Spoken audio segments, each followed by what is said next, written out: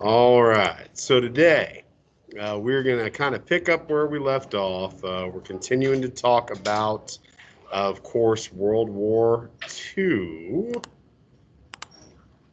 Just continue to take some notes and ask questions and answer questions and pay attention. And we'll be in pretty good shape. We left off talking about Joseph Stalin. We'll kind of get right back to that, actually take some notes over what sort of leader he was. Then we'll move into Adolf Hitler, probably the other really notorious figure of World War II. We'll talk about his origins, how he rises to power, and how he kind of instigates the largest war in human history. Today we've got a few different video clips, but again, if you see something in red, if you see something, obviously significant, continue to take some notes because you will need these for your next notebook check. Tomorrow I'm going to be out doing the SAT. You guys are going to do some document analysis. There are 3 historical documents you're going to read through and answer questions over. One of them is a speech from Adolf Hitler, where he's talking about kind of amongst his guys, his generals, what his plans are, after and during the invasion of Poland. That's what started the war. The second document is something called the Atlantic Charter. And it's before the United States gets involved in the war, but essentially it's an agreement between the U.S. President Franklin Delano Roosevelt and the British Prime Minister Winston Churchill of some of the things that they think should happen at the end of the war. The last one is the one that's really controversial, I guess I could say. I need to warn you about it.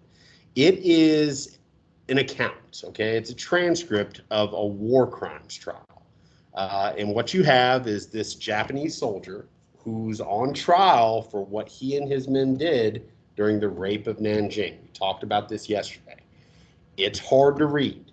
It's got some really terrible descriptions of what all they did.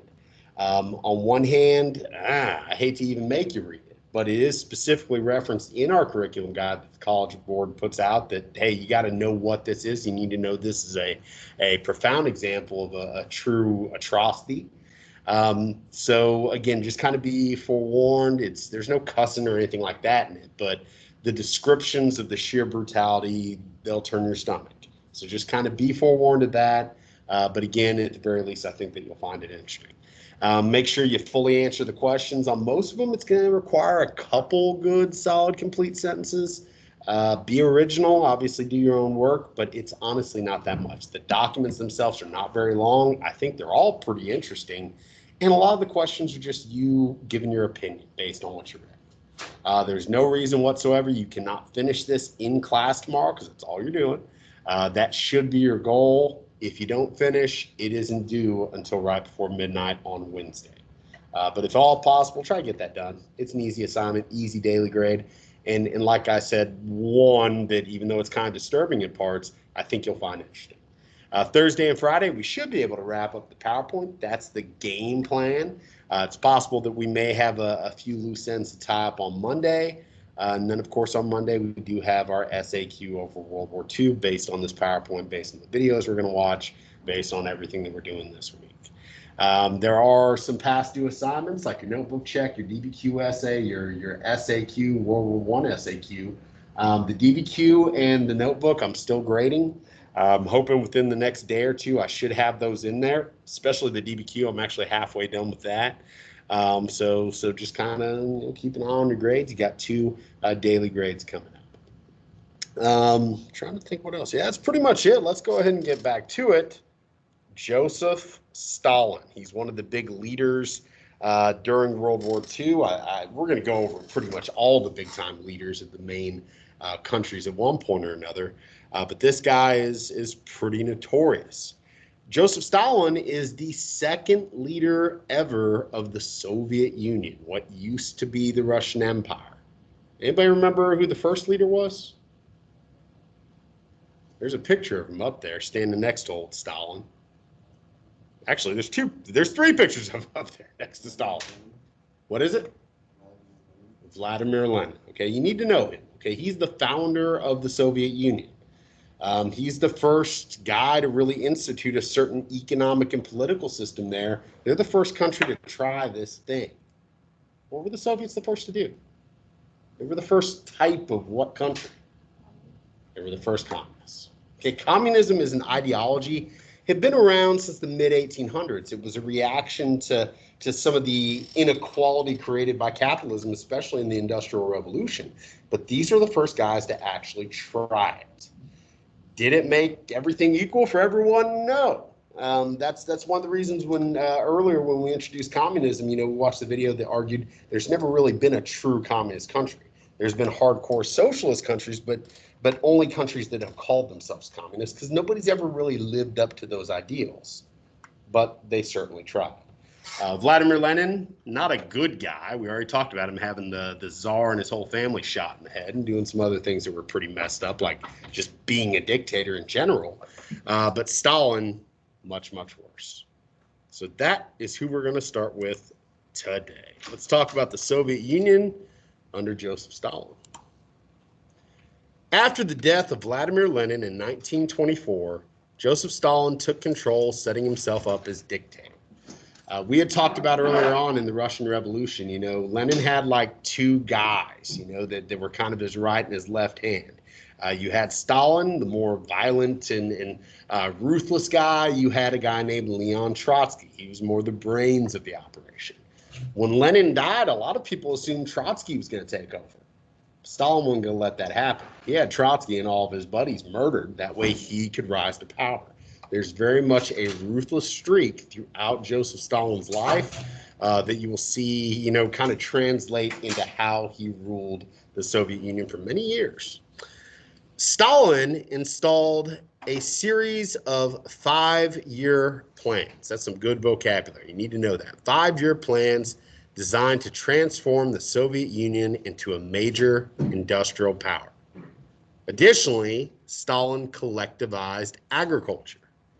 Farmland was taken from its owners, and peasants were forced by the state to work the land, follow state-mandated plans, and reach specific goals set by the government. This is communism in practice, okay? Communism is very much a state-run, state-planned economy. They set goals, they set initiatives. It's not like it's all about you and you get a choice where you live and where you work. Communism isn't about you. It's about the whole. It's about everybody theoretically being successful, or at least being equally successful. So he focused on heavy industry. He set initiatives in these 5-year plans, bless you. And he did help to catch Russia up industrially. Remember, Russia a lot of the times is behind things. But they need food, food to eat, food to export, make money off of. So he collectivized agriculture. It's not like people had their own farms and could grow their own crops and set their own agendas. No, he forced people to live and work together to try to produce as much food almost on an industrial scale. Again, some people would have been happy with this. A lot of people wouldn't. The elimination of private land ownership and the forced redistribution of land, livestock, and tools enraged many. While these 5-year plans did result in an increase in heavy industry, plentiful factory jobs, and a low cost of living, the collectivization of agriculture was a huge failure. Millions of rural peasants starved to death as the majority of food was reserved for urban industrial areas. Again, pretty wild stuff. You work to grow these crops, you work with, everyone around you, and then the bulk of it is taken away from you to feed workers in the cities. I mean, that's the sort of thing with communism. It's all about the whole. It's not about the individual. Individuals can be sacrificed. And unfortunately, under Stalin, they were sacrificed by the millions. Really bad guy. And doing this all to his own people. A lot of it's about power with old Joe Stalin. Yeah, you look at the propaganda and he's like this kindly grandfather type figure. The totalitarian regime of Stalin's Soviet Union was brutal. During the Great Purge, Stalin punished political opponents and dissidents through mass executions and the use of gulags, or forced labor camps. As many as 18 million Soviet citizens were sent to the gulags, and millions more faced executions as enemies of the working class. Stalin did not take dissent well. He did not take criticism well. If he thought people were plotting against him, if he thought that they were not entirely loyal to him, it just made more sense to either have him murdered or to have him sent away to essentially slave labor camps. I mean, this is a really bad guy. And it says here 18 million, people sent to the gulags. Who knows how many people were executed? It's hard to say just how much death he was responsible for. And it kind of goes back to what we were talking about yesterday. Some of these leaders, some of these countries, during the world wars, during other times, they're not necessarily either keeping accurate records or sometimes they're purposely trying to hide the deaths. We see the same thing with Adolf Hitler during the Holocaust. I mean, there are cover-ups. So some people speculate that Stalin is responsible for many more deaths than Hitler. Some people say maybe not quite so. Either way, Stalin is one of the greatest monsters in history, responsible for death and carnage on a scale that really has rarely been seen by most world leaders throughout the time we've been on Earth. Another example of him being pretty ruthless, as a response to rising sense of Ukrainian nationalism, which was part of the Soviet Union, now they're their own country, Stalin orchestrated an intentional famine, the Great Famine, killing an estimated 7 million people. He essentially starved them into submission. This is a bad guy. Now, during World War II, especially after Hitler double-crosses him, Stalin and the Soviets are on our side. But once the war's over, especially after the war, when the United States emerges as this huge superpower and the Soviet Union's not far behind them, we are very much enemies. And that's kind of the beginnings of the Cold War we've talked about that'll last, some people say 1945 till the 1990s, but if you look at our relationship with Russia to this day, there's still a lot of animosity, there's still a lot of strain. That story goes all the way back to here. And we'll kind of trace it moving up to modern times. So that's a little bit about Stalin. We'll refer to him here and there throughout the rest of the PowerPoint. He will come back up again. Just kind of remember some of the background. Remember what sort of guy we're dealing with here. Next, we got Adolf Hitler. And the picture on the right, I just found and thought was so ridiculous, I had to put in there because it's, you think Hitler, this crazy, racist, evil madman, which he was, but you also look at him in a picture like that and you're like, the guy was kind of a dork. Weird guy. I don't think a lot of people know just how weird he was. So let me ask you, everybody's heard of Hitler. What do you guys know about Hitler? Like, what sort of things come to your mind when you hear Adolf Hitler? Okay, say it loud. Who was that? Okay, it's hard to tell with the masks. The Holocaust. We're going to talk about that hopefully today. The Holocaust is weird and it's complicated. You got to understand how important that was to him to understand how the war plays out, how it was. And it doesn't make any sense. It's insane. He has his justifications. He has his reasons. They're just all evil and insane. But we'll get to that. Yes, the Holocaust, he is the architect of that. That is his great ambition. Guys, he cared more about the Holocaust than he did winning the war. That was really probably the thing that was most responsible for his downfall. But we'll get into that, the Holocaust. Excellent. What else do you guys know? Nazis, okay? He is the leader of the Nazis, the Nationalist Socialist Party. They start off as a political party, okay? Like we have political parties. There was the Nazi Party in Germany. And gradually over time, they just became the most powerful party until they were really the only party. What else you guys know? He was a dictator. Okay, didn't start off that way. He is elected to power and then gradually seizes more power. But yeah, by the time, World War I starts, even before it, he is the Fuhrer. He is the supreme leader. He's the dictator. He can do pretty much whatever he wants. Okay, say it again. Yeah, probably had numerous doubles. It's believed, throughout history, a lot of leaders have doubles, body doubles, especially, later in the war, because people did try to kill Hitler a few times. Yeah, probably, for public appearances and sometimes they'd use a double. Anything else? Does anybody know what he wanted to be when he grew up? What his original ambition was? This is before World War I. He was an artist, okay? He was a painter. And it's kind of weird. He was kind of like a He's kind of a loser. Didn't have a whole lot of ambition as a young man, lived off of his parents, lived off of his family, wanted to be this artist, applied to art school, didn't get it. Okay, because he wasn't like a great artist. He was okay. If you look at his paintings, they're not terrible, at least compared to like what most of us could do, but he's by no means like this great artist. There's a reason he didn't get into art school. Do you guys know where he's from? He's not actually German. Geographically, you're close. Austria. He is Austrian. Now, in Austria, they speak German, and ethnically, they're very much more or less the same. It's one of the reasons, one of the first places he acquires is Austria, but he's from Austria. He's not from Germany. But you got to understand, he had an undying love for Germany. I mean, after art school didn't work out, I mean, he was just kind of wandering around, didn't have any sense of purpose. Then World War I starts. He tried to enlist in the Austrian army because remember, it's Austria, Hungary, Germany, the Ottomans. He tries to enlist in the Austrian army. They don't take him. He can't pass their fitness standards. He is seen as unfit to serve. But the German army would take him because they're trying to build like the biggest army in history. So they're the ones that gave him a shot.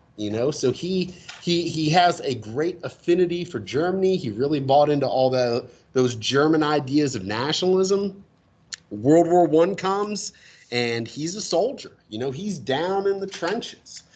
He actually had a pretty dangerous position. He was a courier. He would run between trenches, delivering messages. Almost died a couple times. Well, actually, if we have a chance, watch a video of one time that he should have died. But he makes it out. He actually ends the war in a hospital. He suffered a gas attack. He had some health problems after that. But he ends the war in a hospital. He hears, hey, guess what? Germany lost. And almost from the get-go, like a lot of Germans, he is enraged. How did this happen? The government betrayed us. We couldn't have lost. It had to be some sort of conspiracy. That's the beginning of him kind of entering politics. All right. And it's kind of a crazy story how he comes to power. It's one that we're going to actually watch our first video over. How did Hitler come to power? I mean, it's one of those things like, how could this have happened? This guy, especially once you learn more about him, was clearly awful. He was a fantastic public speaker. Okay, you can't deny it. He was very passionate. He was fiery. He was very convincing. But he had some very deranged beliefs that people did know. Yet they still elected him, they put him in power, and unfortunately the rest is history. So our first video of the day, how did Hitler rise to power? It's about 5 minutes because, again, it's a story. It's one of our TED Ed videos, but it's pretty good. It does a good job of explaining how, hey, this guy got elected. And then over time and manipulation and even murder and all sorts of other crazy stuff, rose to be the supreme leader. So here we go.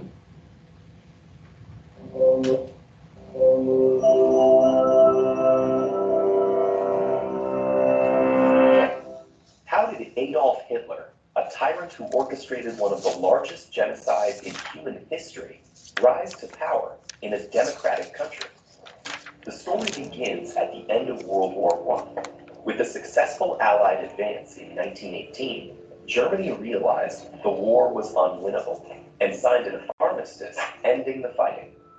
As its imperial government collapsed, civil unrest and worker strikes spread across the nation. Fearing a communist revolution, major parties joined to suppress the uprisings, establishing the parliamentary Weimar Republic. One of the new government's first tasks was implementing the peace treaty imposed by the Allies.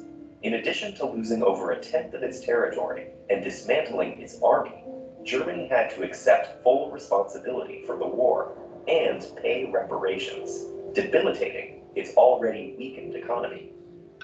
All this was seen as a humiliation by many nationalists and veterans.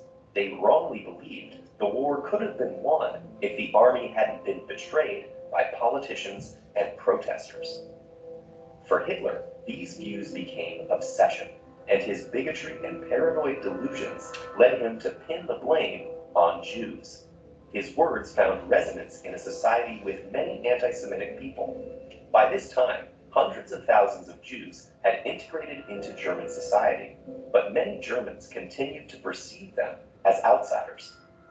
After World War I, Jewish success led to ungrounded accusations of subversion and war profiteering.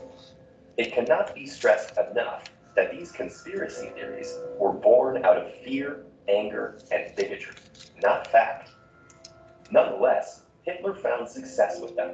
When he joined a small nationalist political party, his manipulative public speaking launched him into its leadership and drew increasingly larger crowds. Combining anti-Semitism with populist resentment, the Nazis denounced both communism and capitalism as international Jewish conspiracies to destroy Germany. The Nazi Party was not initially popular. After they made an unsuccessful attempt at overthrowing the government, the party was banned, and Hitler jailed for treason. But upon his release about a year later, he immediately began to rebuild the movement. And then, in 1929, the Great Depression happened. It led to American banks withdrawing their loans from Germany, and the already struggling German economy collapsed overnight. Hitler took advantage of the people's anger, offering them convenient scapegoats and a promise to restore Germany's former greatness. Mainstream parties proved unable to handle the crisis, while left-wing opposition was too fragmented by internal squabbles. And so, some of the frustrated public flocked to the Nazis, increasing their parliamentary votes from under 3% to over 18% in just 2 years. In 1932, Hitler ran for president, losing the election to decorated war hero General von Hindenburg. But with 36% of the vote, Hitler had demonstrated the extent of his support. The following year, advisors and business leaders convinced Hindenburg to appoint Hitler as chancellor, hoping to channel his popularity for their own goals. Though the chancellor was only the administrative head of parliament, Hitler steadily expanded the power of his position. While his supporters formed paramilitary groups and fought protesters in the streets, Hitler raised fears of a communist uprising and argued that only he could restore law and order. Then, in 1933, a young worker was convicted of setting fire to the Parliament building. Hitler used the event to convince the government to grant him emergency powers. Within a matter of months, freedom of the press was abolished, other parties were disbanded, and anti-Jewish laws were passed. Many of Hitler's early radical supporters were arrested and executed, along with potential rivals.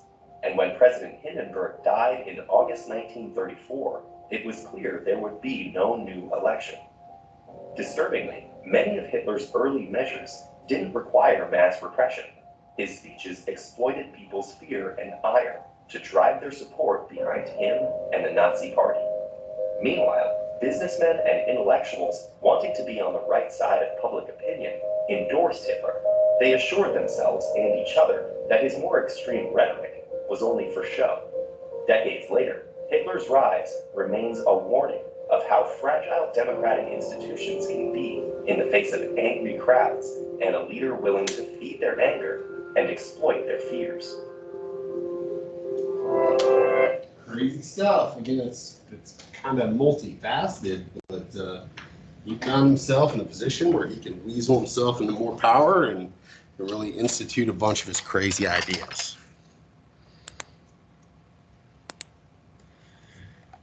Prior to becoming Führer, or dictator, of Germany, Adolf Hitler outlined his radical ideas in his autobiography, Mein Kampf, My Struggle. When he went to prison for those 9 months, I think they said 9 months in there, because the Nazis had earlier, tried to kind of overthrow the government. He got thrown in prison. He wrote his life story, and he outlined what he saw was wrong with Germany, who he thought was responsible, and some other pretty crazy ideas. Hitler believed that ethnic Germans were part of a superior Aryan race that should rule the world. He planned to wipe out Slavic people, like the Polish, to make room for German settlers in Eastern Europe. He called this Lebensraum, living space. A lot of his conquests were to give the Aryan race more Lebensraum. That way they could continue to raise their population and ultimately rule the world. Hitler also wrote about anti-Semitism, open hatred and hostility towards the Jewish. Hitler called the Jews an evil race and blamed them for everything from Germany's loss in World War I to the development of communism. Hitler believed that the Jews should be destroyed. After coming into power, Hitler stripped the Jews of their citizenship, the Nuremberg laws. During Kristallnacht, aka the Night of Broken Glass in 1938, Jews throughout Germany and Austria were beaten and more than 90 were killed. Their homes, shops, and synagogues were looted and burned. Later, Jews were forced to live in special sections of the cities known as Jewish ghettos. This is all before the actual Holocaust takes place. So, a little bit about Hitler aside from that, just to explain, a few things. First, people knew he was a racist. They knew at least somewhat what his plan was. He wrote a whole book about it, and it became a very popular book. When he started blaming the Jews for a lot of the country's problems, it's not like he was the only person with those anti-Semitic racist beliefs. Okay, you've got to remember, the Jewish people, they originate in the Middle East. They had come to Europe, generations, thousands of years earlier, but they had always been seen as perpetual outsiders. Like you see immigrants to this day face discrimination. They're kind of seen as perpetual immigrants. They're ethnically different. They have a different belief system, whereas historically most of Europe, after the fall of Rome, is Christian. They believe something different. And they had been the scapegoat and been blamed for a lot of things for a lot of years. They were blamed for the Black Death. Okay, there had always been a lot of racism towards Jews. Well, now he's got a scapegoat. Now he's got a rationale. Hey, why we lose World War I? The Jews. Why is the economy messed up? The Jews. We get rid of them, we fix some of our problems. Plus, by rounding up the Jews and forcing them from their homes and forcing them into these ghettos and eventually into concentration camps, that means Hitler gets to steal all their stuff. Okay, a lot of Jews were involved in banking, so there was some wealth in the Jewish community. Well, now that's Hitler's wealth. So you can kind of see his rationale. Did he really believe this stuff? I think he did, because he was kind of insane. But the thing is, even the Germans that didn't get behind this, they saw when he took over, things did get better. They were at their bottom, okay? And he's rebuilding national pride. He's, strengthening the military. He's fixing the economy. So even those that maybe didn't share these anti-Semitic beliefs and these other kind of insane racist beliefs, they could buy into the rest of it, so they went along with it. Hitler was weird, though, guys. There was a lot of fake history going on, pseudoscience, pseudo-history. Let's talk about the Aryan race first. This is just insane. Has anybody ever heard of the lost civilization of Atlantis? Where Aquaman's from? So just bear with me. Atlantis was written about, thousands of years ago by the ancient Greeks. It was supposedly this really advanced civilization that came way before the ancient Greeks. They had advanced technologies, and they were just the pinnacle of civilization. And it was an island nation, and some sort of natural disaster happened, and it sunk into the sea. Were the Atlanteans real? Probably not. I think they're a myth. But who knows? Who knows? Hitler believed Atlantis was in the northern part of the Atlantic. He believed the descendants of the Atlanteans were essentially the Vikings, okay, people of northern European descent. He believed that the German people were also descendants of these same people. And he believed that these people, ideally being very tall and strong, blonde hair, blue eyes, they were the pinnacle of human existence. They were the most evolved form of humanity. They were the master race. Everybody else was beneath them. And because of that, they were destined to rule the world. Pretty insane. Hitler was into the occult, the supernatural. He believed he was a product of destiny, we're probably not going to watch the video, but in World War One, he should have died. Should have died a few times. But there was this one time, and it's been, he told the story. The guy that was involved told the story many times, where they were in a trench, and I believe a gas attack came, and all the Germans left the trench. And there was a sniper there, an English sniper, and he was picking them off one by one. Killed 10, 20, 30 Germans as they came out. Then one final German kind of staggers out, looking pathetic. And he looks so darn pathetic, even though at this point, this English soldier had him at point blank range, could have killed him easily. He decided to let that one German go because he felt sorry for him. That was Adolf Hitler. So Hitler believed he was destined to do these great things. He was into religious symbolism and magic and weird stuff. Like, he spent a lot of money out there sending archaeologists to find like the Holy Grail and the Spear of Destiny. I mean, all that crazy Indiana Jones stuff. That's true. He was out there. As time progressed, he also became a very hardcore drug addict. He was regularly using opiates, like synthetic heroin, today, something similar to Oxycontin. The Nazis in general used a lot of methamphetamine. They did some weird stuff. So you can see as the war progresses, especially once the war starts and his drug use increases and he's got all these health problems, that, his judgment starts to kind of falter too. And some of his beliefs were obviously out there. Yet in the early days, he was such a persuasive speaker that people went along. He fixed things, and he did make Germany into a powerful nation again. And unfortunately, the rest is history. Again, weird guy. If you ever have a chance to watch some documentaries, I mean, there's all sorts of just weird stuff on Hitler. We'll probably do like a documentary review essay again for extra credit. There's Hitler's drug use documentaries. There's Hitler's beliefs in the occult and all the weird stuff they were up to. Obviously, there's a lot of stuff on the Holocaust. Terrible stuff, but pretty interesting nonetheless.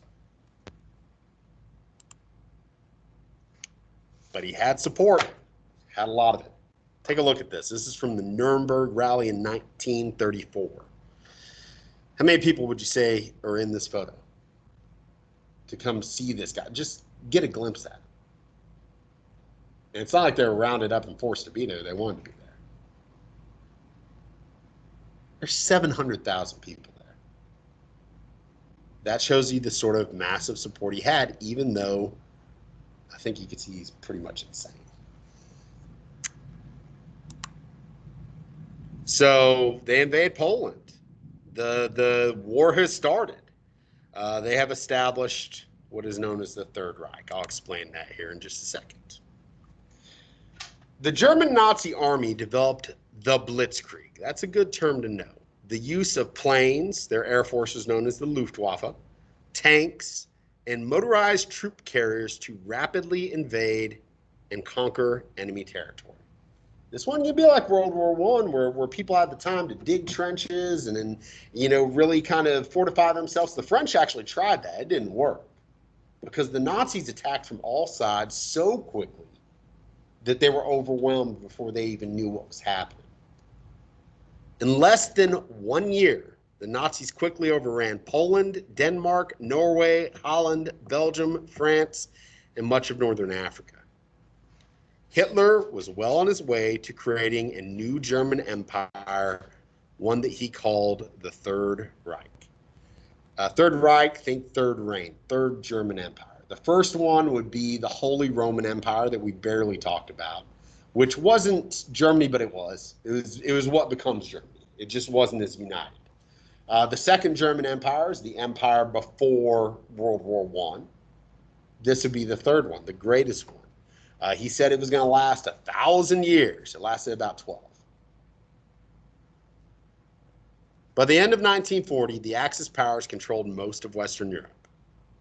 Really, for a while, by the time you get to 1940, really the only country actively fighting him is Great Britain. Kind of crazy stuff. Now, Britain had an advantage over a lot of these other countries. The Blitzkrieg wasn't going to work with them. Anybody know why? Geographically, how is Britain different than, say, France? It's an island, which means you ain't rolling all your tanks in there and all your planes and all your boats and everything at once. Okay, that's going to be much more difficult. And even though that they had, had a much smaller military than World War One, they still had a pretty powerful navy. So they were going to be harder to take just based on geography. And that's how you get the Battle of Britain, led on the British side by a very famous individual who you need to know, Winston Churchill. He is the Prime Minister of Great Britain during World War II. Where's my poster? You've all heard that term, keep calm and carry on. That's what he would tell his people. That's why it's such a famous phrase. I mean, because they were getting bombarded, and he in weekly radio addresses would assure his people, hey, we're going to get through this. We just got to keep calm and carry on. Hitler hoped to overcome British resistance by bombing London and other British cities by air. Firebombing, essentially. He was going to burn these cities down. Again, these aren't like military bases. They're just cities. Now, Hitler did this a lot. So do we. We did that in Dresden, Germany. We did it in Tokyo, Japan. I mean, all the Allies, all the Axis powers, they bombed cities to scare people into submission, but also because of total war. They're trying to wipe out the population as much as they can. Winston Churchill, the new British Prime Minister, rallied the British resistance. He was a charismatic and persuasive speaker. He inspired the British people with his stirring public broadcasts. The use of radar, which is pretty new technology, the bravery of the British Air Force, and Britain's island location helped defend Great Britain from attacks. I mean, this went on for close to a year, just constant bombardment. But man, the British weren't giving up. They withstood it, even though they had virtually no assistance, because at that point, most of the rest of Europe was gone. It was already under Nazi control. Had to be pretty scary, living in a city where at any point, bombings could happen. Didn't know if he was going to use gas masks, didn't know what was going to happen, but Churchill said, keep calm and carry on. Go to school, go to work, do what you normally do. Just be alert, be safe. We're going to do what we can to stop this. Eventually, we will succeed. We will survive this. Ultimately, they did, but still scary times. So Hitler's getting anxious. He's having a harder time taking Britain because everywhere else he just boom taking over. Well, he decides to maybe lay off Britain for a while. I mean, he still wants to conquer some territory. There's plenty of land still to take, not so much in mainland Europe itself, but there is a country out there that he's kind of supposedly cool with, but he really hates, and he hates the leader. And man, this is the biggest country of all. Why didn't he just invade it? Anybody know what country we're talking about? Russia, aka the Soviet Union. He decides, you know what, Britain's taking too long. I gotta keep this train rolling. Let's go ahead and head to the east. Let's double cross Stalin. Germany invades the Soviet Union instead. By 1940, Hitler had conquered, most of Western Europe and turned his attention to the Soviet Union. Hitler's racist theories made him look down on all Slavs, which included ethnic Russians. It wasn't just Jews that he hated a lot of people. Hitler also hated communists. I mean, he hated communism almost as much as he did the Jewish population. So to him, it wasn't if he was going to attack the Soviet Union, it was just when. He had always probably planned on double-crossing them. There was just too much land there, too much Lebensraum, too much of an opportunity to show his dominance. 1941. Hitler betrays Joseph Stalin by launching a surprise attack on the Soviet Union, aka Operation Barbarossa. At first, the German army appeared to be successful. See, what would happen is the Germans would advance, Stalin would pull back. The Germans would advance, Stalin would pull back. Months go by. Starts to get cold. Basically made the same mistake that Napoleon did like 100 years earlier. If you're going to invade Russia, you got to get in, you got to get out. Because if you're stuck there during the winter, you're going to die. And that's, more or less what happened. German tanks and trucks froze before they could reach the Soviet Union's capital of Moscow. Gradually, the Soviets pushed back, with a turning point when the Soviets defeated the Germans at the Battle of Stalingrad. Well, named after Joseph Stalin. So you really didn't want to lose the city. The battle lasted over 5 months and was one of the largest and bloodiest battles in the history of warfare. Close to 2 million men, women, and children were killed.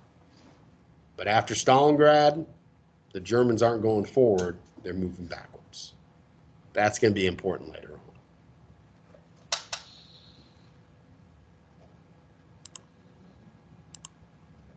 on. So you can kind of see what's going on, once Hitler invades the Soviet Union. I mean, he's got his armies pushing in, but you can kind of see in that light blue territory in the east, that's not total control. Eventually, they're going to be pushed back. Everywhere else in Europe is either under his control, other than Great Britain, or they're officially neutral. Like Spain, officially neutral, but we know Franco, another fascist, was probably his buddy. Switzerland, officially neutral, but that's where the Nazis kept their money.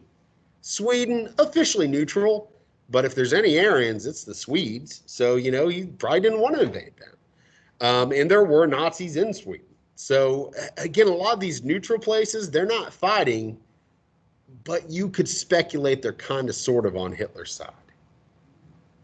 With all this control, Hitler's got a chance to enact his true goal, the Holocaust. The Holocaust refers to the genocide of European Jews during World War II at the hands of the Nazis. Genocide is an effort to murder an entire people or nationality. After the outbreak of the war, Hitler decided to execute all European Jews under the cover of war. Directed by the Nazi SS and their leader, Heinrich Himmler, the Nazis called this plan the final solution. At first, Jews were marched out of towns and machine gunned next to shallow graves they were forced to dig themselves. Later, large concentration camps were built all over Europe.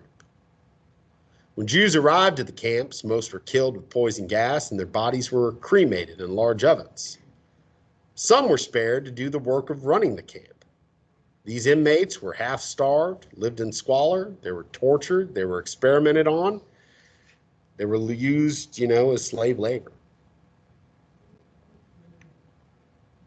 Now, I can't overstate how important this was to Hitler. I mean, I don't think his racist ideas were all just complete bullcrap. I mean, they were, but to him they weren't. I think that he believed these things, and he got people to believe these things. And as his drug use and his mental health declined, this was his solution. You got to think this is during the war, and he's literally spending billions of dollars building railroads, building camps, building these huge crematoriums. This was as important to him as winning the war. And had he not been so wholly focused on this genocide, I mean, the work of a madman, had he not invaded the Soviet Union, I don't know. I don't know if he loses. I really don't. Especially with the Soviet thing. If he would have found a way to keep the Soviets on his side, I mean, really, who was left? You got the British. Eventually, we join up. Some other people join up, but I mean, they're not doing, the bulk of the fighting. I mean, things could have went another way. And if Hitler, is successful conquering the Soviet Union and his allies, in Africa and Asia are successful conquering their territory, guys, where we're going to be next. This is some true evil stuff. This is a war that we had to win. This is about as bad as it gets. I mean, here you got a woman, who ran away from a firing squad, holding her toddler. They're going to kill this lady. They may bash the kid's head in with the butt of a rifle to save a bullet. And that's the sort of cruelty that we're looking at. Because the German soldiers had been so indoctrinated to look at the Jews as less than human that to them that kind of gave them the okay to do inhuman stuff. We know this happened because it was organized. There's a paper trail. There's logistics. There's plans. There's a lot of money that was spent on it. Again, it's hard to say exactly how many were killed because they did try to cover some stuff. But even as the Allies were closing in on Germany, they were still trying to execute as many people as they could before they got there. Again, that shows the dedication that they had to this.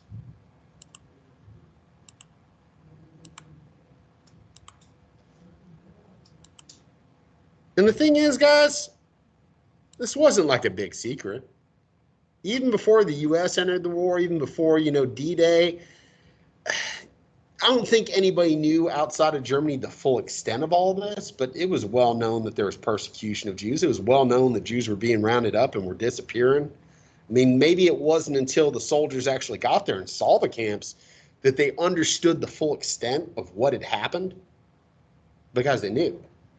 We didn't go to war to stop the Holocaust. No one went to war to stop the Holocaust.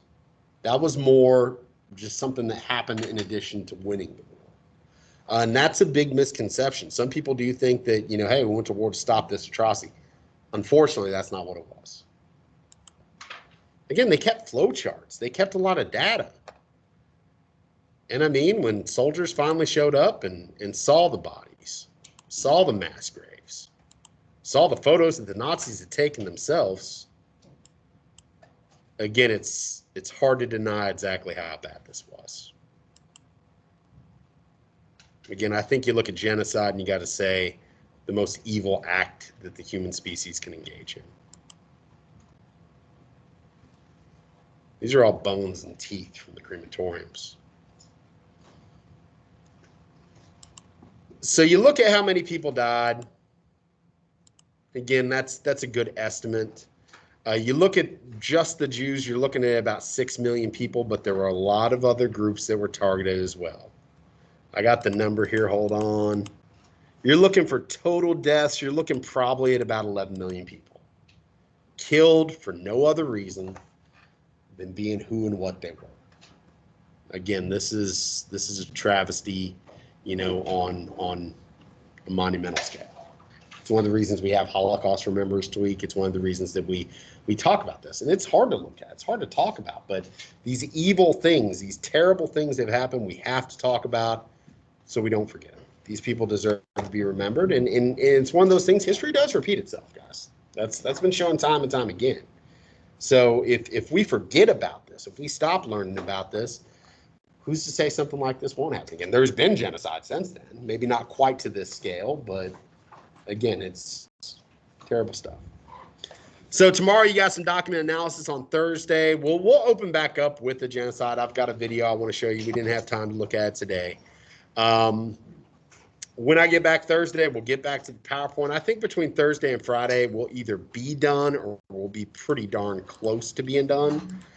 Probably have to wrap up a couple things on Monday, and then we'll really tie a bow on it on Monday by doing our SAQ.